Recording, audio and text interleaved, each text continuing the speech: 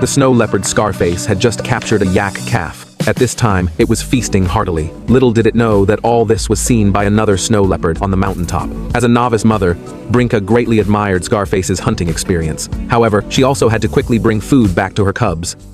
In just a few days, Scarface had gnawed this yak calf to the bone. When thirsty, he drank the pure water flowing down from the high mountains. His life was comfortable. In just the time it took him to drink water, the remaining food scraps were surrounded by some scavengers. But Scarface didn't care about these issues. On the contrary, having them help clean was also a way to prevent disease spread. Soon it was September. Brinka's cubs were already 3 months old. They looked very healthy, and Brinka also needed to go out hunting.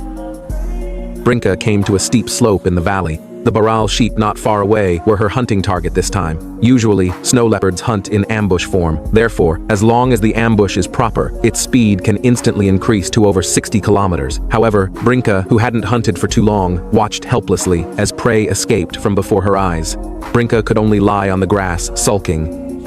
As the sky darkened, she knew her children were still waiting for her to come home, so Brinka attacked again. This time with a cover of rocks. The Baral didn't seem to notice her figure, but Baral are very vigilant, and they are also mountain climbing experts. Even on vertical cliffs, they can run freely.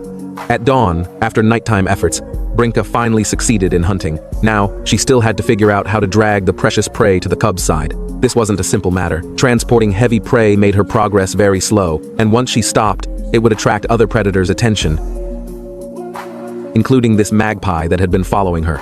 It would attract other carnivores. Therefore, Brinka kept driving it away. At this time, she saw a stray Tibetan mastiff appear not far away.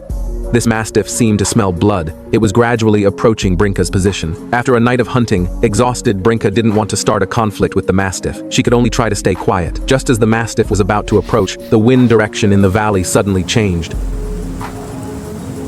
Brinka stood motionless like a rock. She successfully avoided the mastiff's sight. This hunt could be called extremely dangerous, but the sky still had many raptors with sharp eyes. She had to be careful.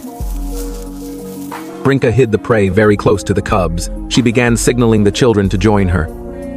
This was also the first time the little snow leopards tasted fresh meat. However, the vulture's sharp eyes had already discovered the snow leopard family eating. Worse still, the mastiff that had left returned again. He even brought a companion.